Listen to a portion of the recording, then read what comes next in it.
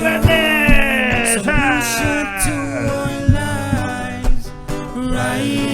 Wear your masks. Wash your hands. I think we need to bring back the stay home. What do you think? Very concerning news yesterday with it was just one after another, Sabrina. Yeah. Well, almost 40 cases this week alone. Right. And then it woke up to a notice from Father Duenas Memorial School that they had a member of the school community test positive. They, shifted everyone to online. Mm-hmm. And then it was Crust Restaurant. Mm-hmm. Then we saw Proa, Calvo Select Care, GPA, Underwater World, what? Carbolito Elementary. Right, Carbolito Elementary. What I feel like we're missing. I can't remember all of them. I want to say three squares. Three squares, yeah. And then and all of these businesses, they came forward. Right, they were the ones who told, advised the community. Benson. And Benson. Yeah. Wow. I was actually just in Benson the day, so that came out yesterday. I was there the day before buying jars for Denancy. Mm-hmm. Yeah, and I talked to Manito Ko, and he said that it was Tuesday night when they were informed by the employee and the employees on the second floor of the building didn't have any contact with customers, and the employee had attended a family gathering. There was a funeral in the family, and they prayed for, they felt for the for the employee. But he assured me and assures customers that they have been, sanitizing, disinfecting on the daily, and, are going to be working with public health to determine close contacts. Right, and let's just go ahead and get right to it and bring from the Department of Public Health and Social Services. They are the contact tracers. I know we hear that all the time, and these are the faces behind those titles. We have Annette Uggan and Vince Uggan from DPHSS, and it's the communicable disease division, right? And so you guys are basically contact tracers. Yeah. Good morning, Vince. Good morning, Annette. Good morning. Is that your primary job, or you guys have other responsibilities? We have other responsibilities, but under the Bureau of Communicable Disease Control, we are responsible for case investigation and contact tracing of notifiable diseases. Right.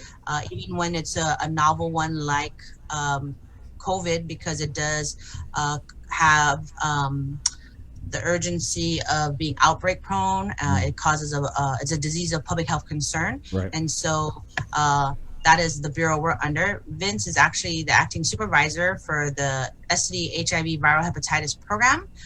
But due to their training as disease intervention specialists, they have been pulled over to help with the COVID response. Okay, let me just ask you, when we got you on the line, the first question I have is, why is it that we hear from these businesses about their COVID-19 positive cases? Why don't we hear that coming from public health first? Well, these businesses have actually stepped up and partnered with us, and they wanted to be the one to go out and inform their patrons, their employees. We talk to them behind the scenes, and again, we are also mindful of not having negative backlash to these individuals. There have been some concerns and complaints, and there's a varying opinion of some businesses don't put my name out there, don't put our name out in the public. Other businesses are, no, we want to do it, and so they are the ones who put forth the press release to notify their individuals. So we have to take both sides and work with them as best we can.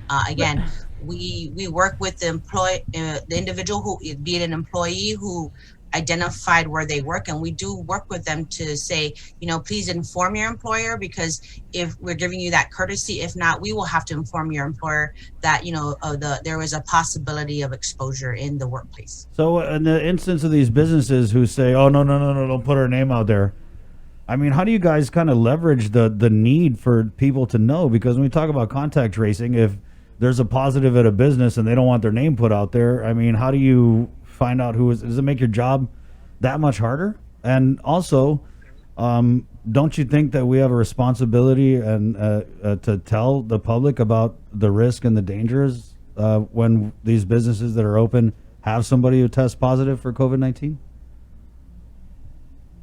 Yes, we have the responsibility to do that, but also to balance the prevention of undue panic and fear. So each case is investigated thoroughly, and we have to look at the setup of that business, the establishment, the function, because what if the employee was working in the back room and never went to the front? So there's no exposure to the customers. And it's only the employee, other fellow employees. So those are the situations that we have to look at. You could say you went into the business in the morning, but the person doesn't work until the night shift. So there was no interaction with those customers. So again, we're trying to narrow down the day, the time, the shift. Where are you located in the specific building, in the business or the establishment, and what is your interaction with other coworkers, and are there any customers that come into your establishment, and what is your interaction, if any? And so those are the things that our team does in the background to narrow down, again, focusing on the close contacts, and we work our way out, because there is a lot of concern, because yes, we're a small island, and you hear a lot of this, well, I was in contact to a person who works there. That's considered a contact to a contact. Your risk is low for this situation. So we need to focus on those who are definitely exposed and in close contact. I just wonder if you could clarify, like with the Air Force situation, there was like a list of 30 businesses, I can't even remember the exact number, but we let the community know, or public health let the community know, like, look, these airmen, this is where they may have went, and it was just all over the place. And then even the Division of Environmental Health, they provide updates to the community in terms of the COVID-19 inspections, whether they are found any violations at specific eateries or whether they didn't. And they also release information on their sanitation inspections, and they shut down restaurants and venues. So I don't see why public health can't, or your division can't do the same. Because if we've seen it before, we're just wondering why it's not consistent. And if the precedent was set in that instance. Those instances. So the situation with the establishments, the list of establishments that went out with the Air Force, that ended up causing undue panic across the island. We had numerous people calling public health. I was there 2 weeks ago. I came to just pick up food, but I didn't stay inside. And so those are the things that is not put out in the media that we are dealing with in the back end and trying to allay people's fears, because we did have that where we had this surge of calls and people wanting to come in and be tested, which added more challenges to our team to focus on the priorities. And then because of that, pointing out that those lists of establishment, we didn't have any connection to those Air Force service members who went to those establishments to any local cases. Right. And so again, that's all done in the back end and trying to really narrow down, was there true exposure? Right. There was several establishments, it was just pick up at the window. But then we had numerous residents, I went there, I ate there. Air Force's fault. If I may add, so this is Vince, say. In dealing with the business establishments, right? So we have patrons, and I think we need to emphasize a message of social responsibility. When you go out into the public, when you dine in, when you're standing in line at one of our favorite retail stores, each of us needs to assume a level of responsibility for possibly getting exposed or exposing ourselves to COVID-19. And so that's the message that we really want to get across the entire island, that it's out there and we need to do whatever it takes to protect ourselves and our family.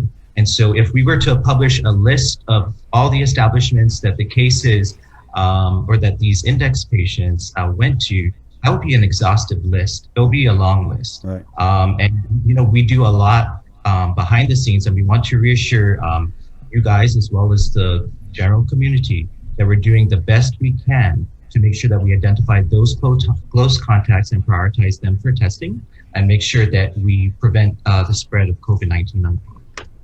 Right. So let's just ask with these specific, the surge that we've seen, we just went over this. How many businesses came out yesterday and said, hey, we've had somebody here test positive. What can you tell us about the status of your investigation? Are these cases at these different businesses in any way connected? Is there a cluster? And I Correct. know you can't get specific. We get the whole HIPAA thing. So just as much information as you can tell us, even if it's general, we would just appreciate it. All right. So what we know based on our investigation, and this is still our investigation is still ongoing. So we know that one of the primary reasons for the increase in cases is due to social gatherings. And so if you take a look at the situational report that goes out, as well as the most recent data, there are quite a number of index patients who are associated with previously diagnosed index patients. So these are community contacts as well as household contacts. Vince, you kind of broke up there, but Yeah. did you say that a majority of these recent positives we had the business's notification that it's connected to social gatherings? Correct. So we have most of them that are associated to social gatherings. And what are you hearing from these people who attended these social gatherings? Was it just no masks? Are they large, Yeah. over 50 type of social gatherings? Yeah, so these are gatherings with multiple people. There are instances where we do get reports that people are not wearing masks. And then, I think the problem is that people are letting their guard down. And so again, going back to that emphasis on making sure that we protect ourselves and the people around us needs to go out. People need to wear their masks, practice social distancing, and just stay home if you don't need to go out. So when we had all those businesses put out the notices yesterday, what I was concerned about is because we had Dr. Akimoto on, and he's saying that we don't have enough contact tracers. So in my mind, what kind of day did you guys have yesterday? And does public health have enough boots on the ground to go to, I mean, God, what was it, like 9-10 businesses that came out yesterday? So did we have contact tracers at all these businesses? And do we have enough? Do we need to hire more? Because we know that the CARES money is there. So let me make a clarification. Okay. There's a difference between case investigation, contact investigation, and contact tracers. Contact tracers can just pick up the phone call and do an interview saying you were possibly exposed, you were identified, and we're checking on how you're doing, and we're recommending you get tested. Case investigators can do both the investigation and contact tracing. So yes, we have enough right now. We scale up as needed. We can pull within our bureau, and our department has been proactive where they are within our division itself.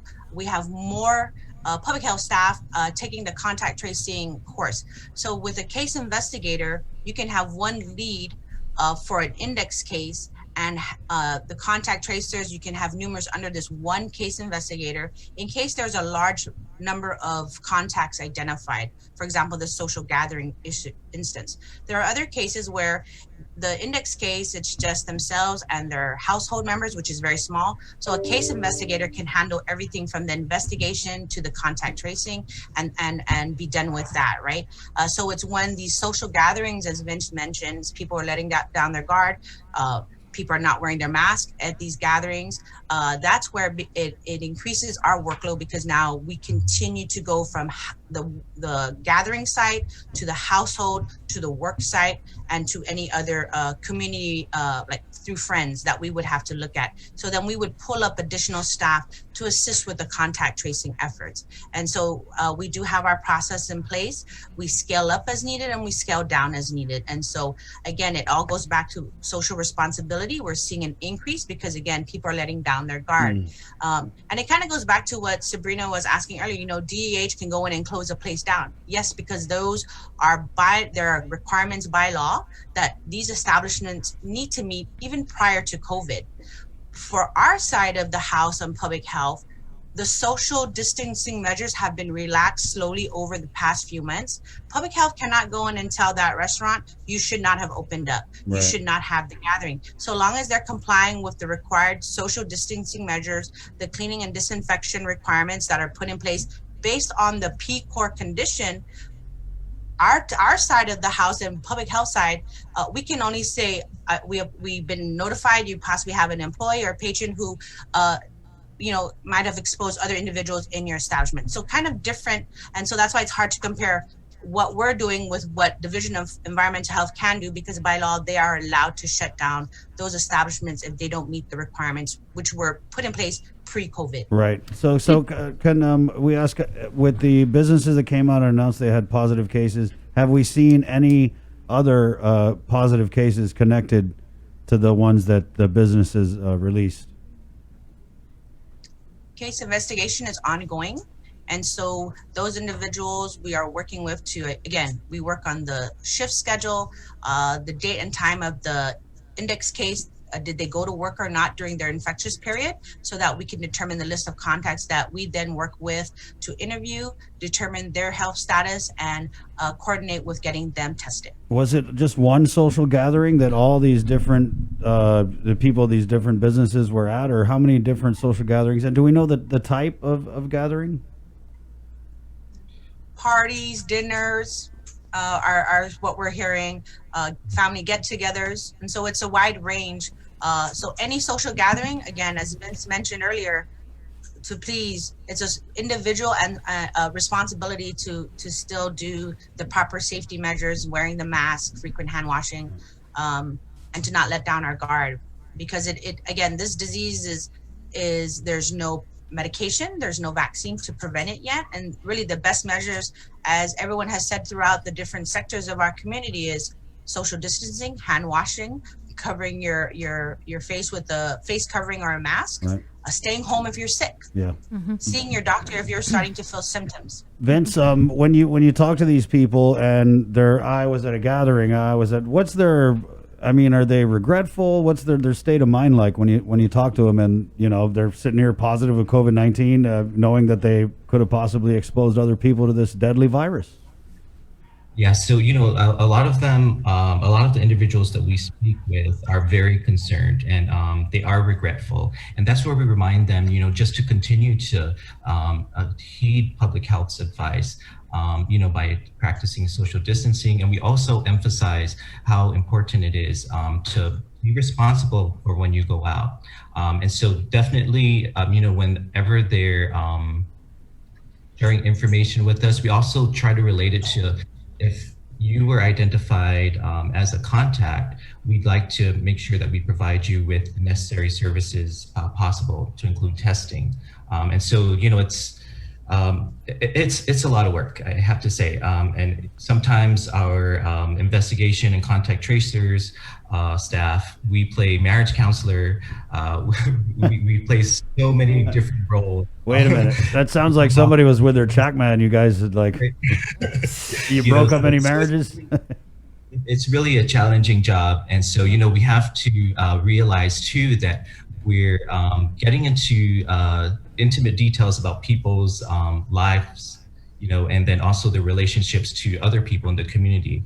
A lot of people that we speak with too feel shamed or, mamalau, I guess, because they don't want anyone else to know that they were tested positive for COVID. And we reassure them that we're not going to release any information about them to anyone, including the media. Mm-hmm. This might be dumb, but how do you guys do your contact tracing in like the government quarantine facility? Does it just end with, okay, well, they came from, Hawaii, that's it? Or No, we would look at the date of travel, symptom onset, or for those individuals who are asymptomatic, when were they tested, and how many days since their arrival. And so there are guidelines with our counterparts at the CDC Honolulu quarantine station.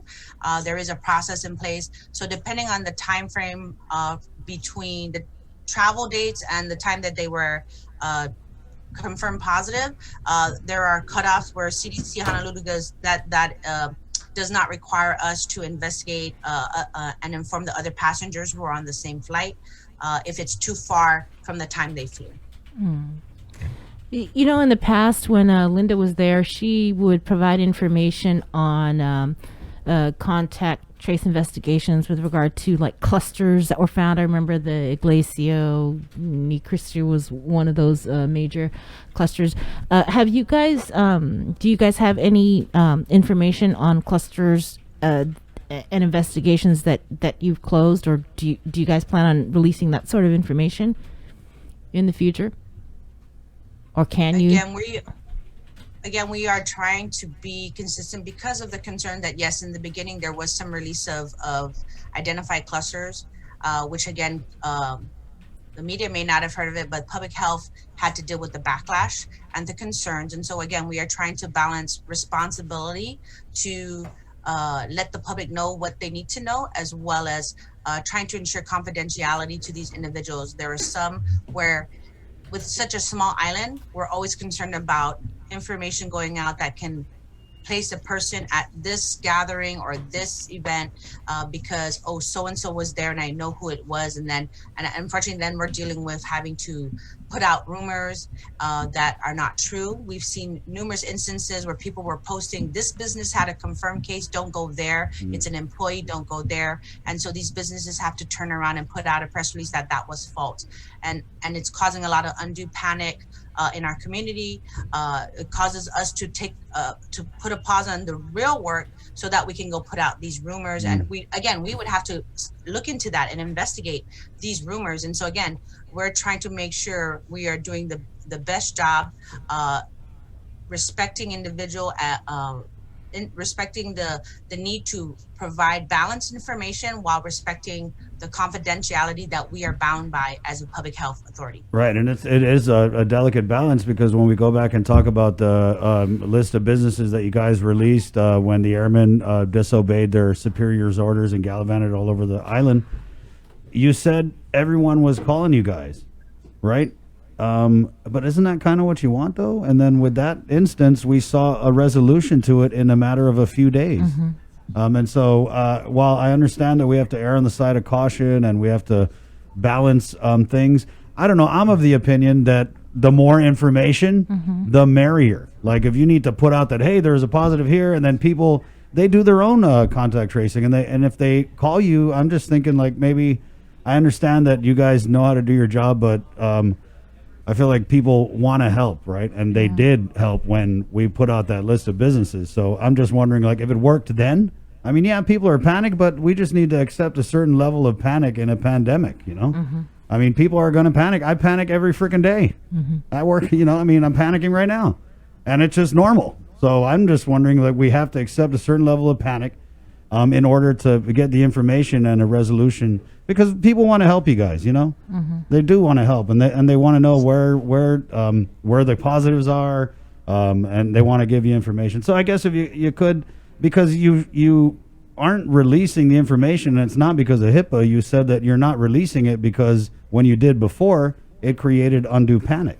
So you technically could tell us, right? But I you mean, don't. Sometimes You're it not. feels like we're protecting these businesses as opposed to protecting the people. Right. No, it's a balance between information and not violating HIPAA. So I think the easiest way for me to explain it is COVID is here on Guam. It hasn't gone away. So wherever you go, you should be concerned, are you possibly being exposed?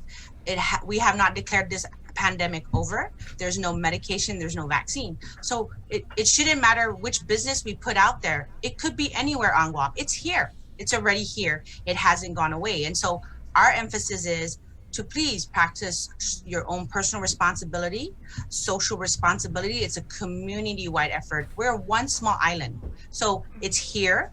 It shouldn't matter whether it was at a family gathering, at a business, or was it at the barbecue? Did I go to the beach, or was it at the church? The disease is here, unfortunately.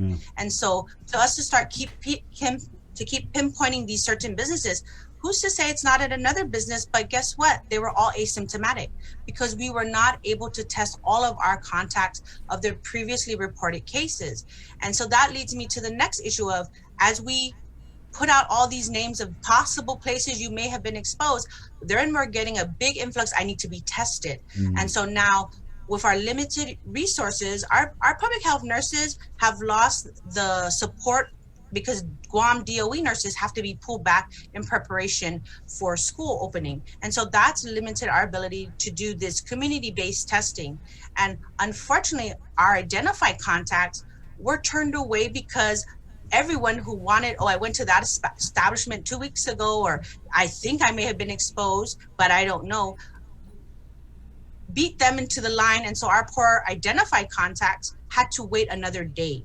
We had to coordinate. Okay, they couldn't make it in the line because everyone, there was a large influx to these community-based testing, but then our prioritized identified contacts have to battle to get into that line to make sure they can get swabbed. Yeah. And so that's the balance I'm talking about. Yeah. Yes, people want to know, but it's here.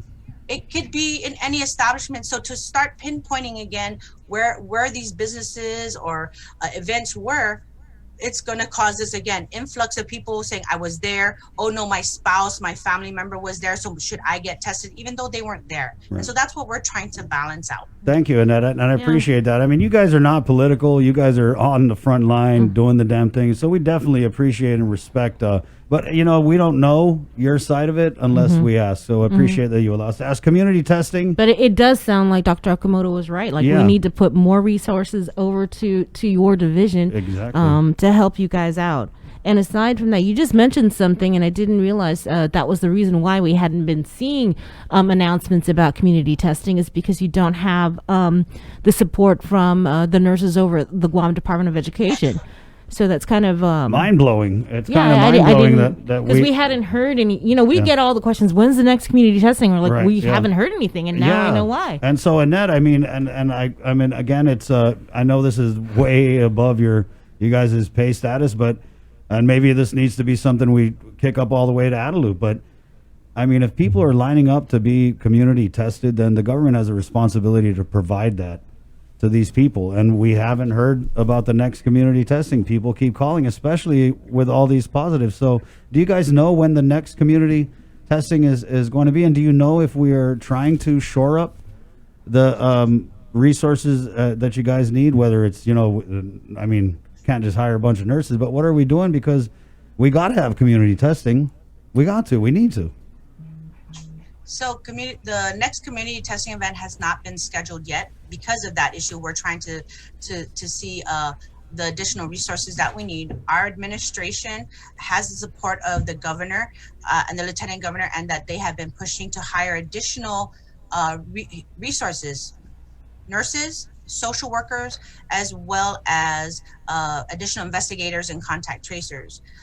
In regards to building up our capacity, our administration within public health has pushed to have additional contact tracers trained and certified within the Division of Public Health, but also across the other divisions. So as the need is there to scale up, we can pull across within our division, but across other divisions as well. So we've already had additional 30 contact tracers take the training. And so if we need them, our main investigation team, which Vince leads, it has that resource to pull, to pull up as needed. And so, yes, it's something that we are working with to increase our human workforce to address these issues. And that's so if we're not having a community testing, just for people out there who want to get tested at public health, what are the options? And again, if you could clarify, if you go to get tested at public health, is there a cost?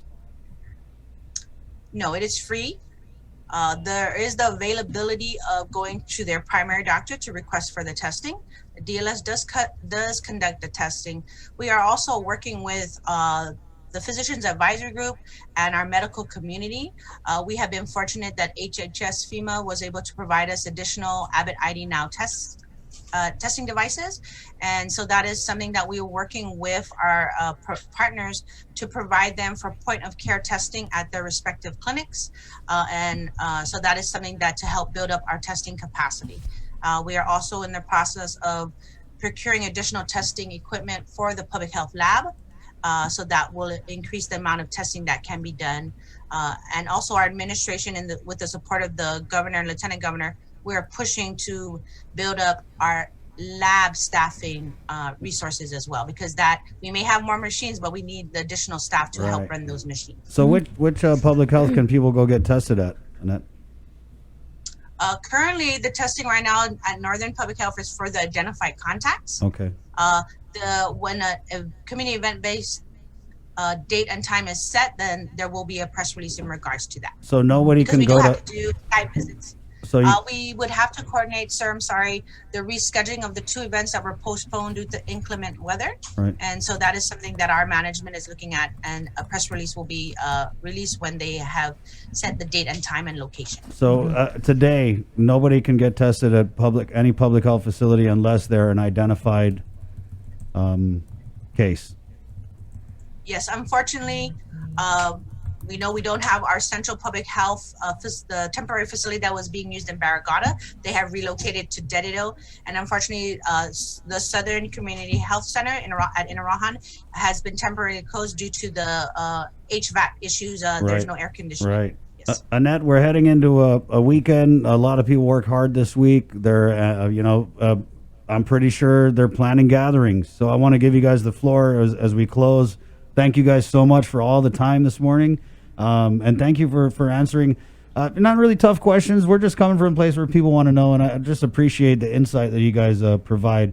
And, also you guys standing there. So go ahead. What's your message to the people of Guam as we are now seeing a COVID-19 surge and we head into this weekend? Oh wait, before We can before that, the surge in cases. Can you say whether or not they were coming from Hawaii, originating from Hawaii? No, we have from quarantine, but they're not. No, not from Hawaii. They're from the continental U.S. Okay.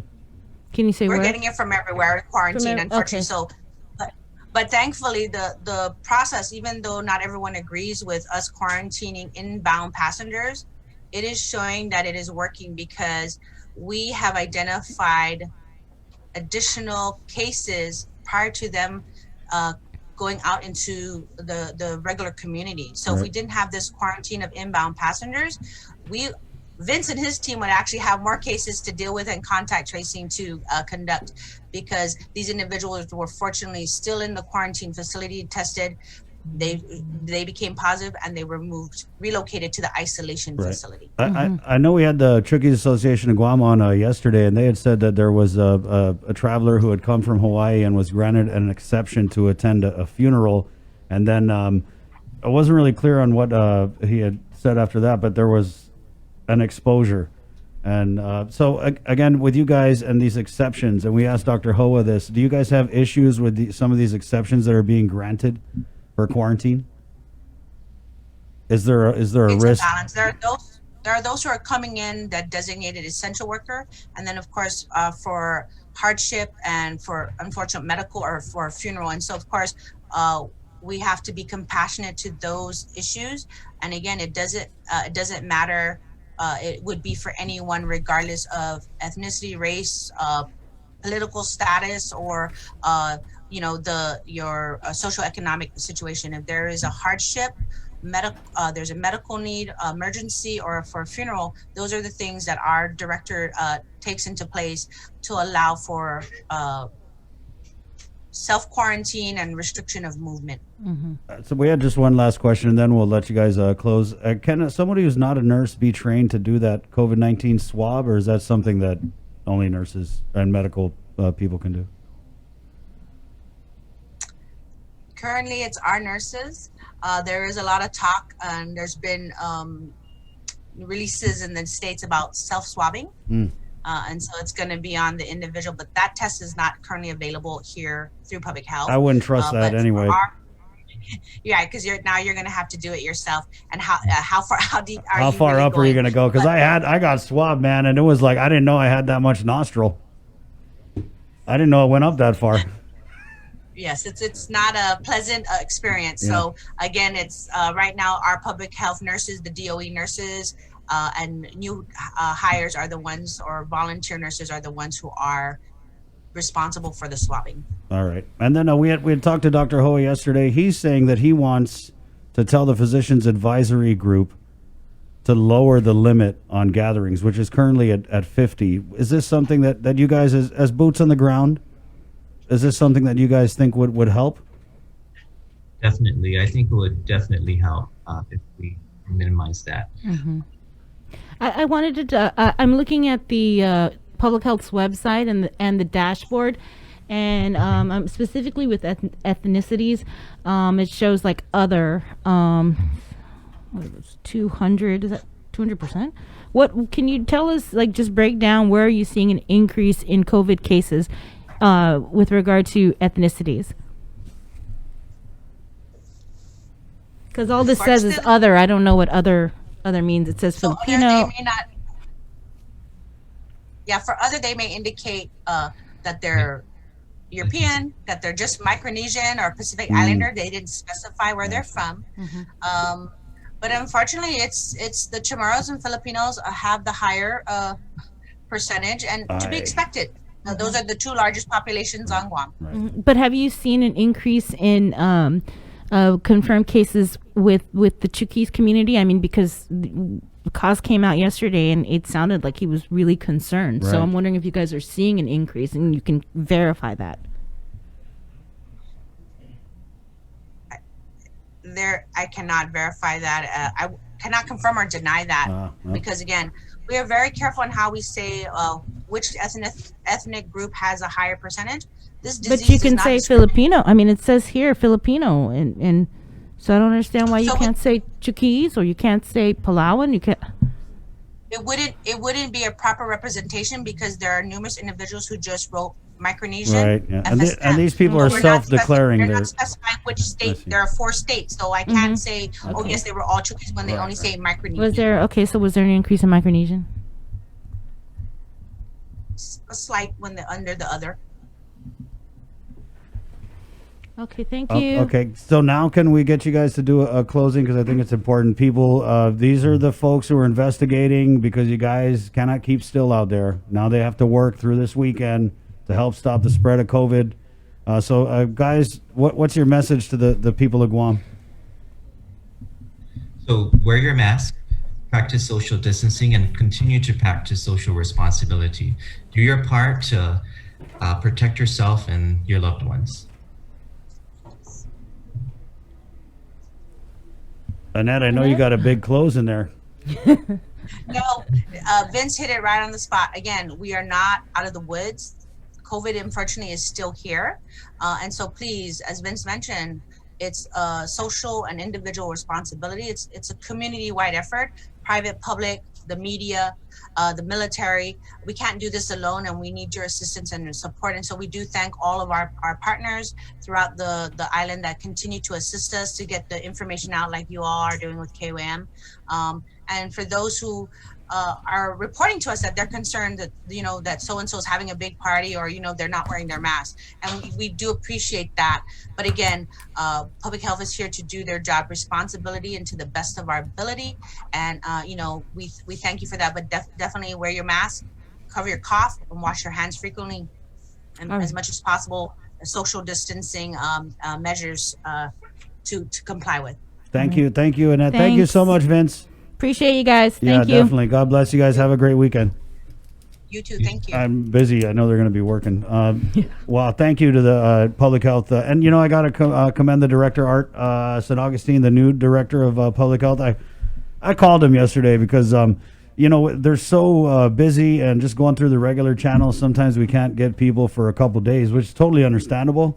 But I just felt like with this surge, man, I called him. I was like, man, Mr. St. Augustine, people want to hear from public health. So thank you so much for. Thanks, Art. Yeah, definitely. It's 8:02, Sabrina.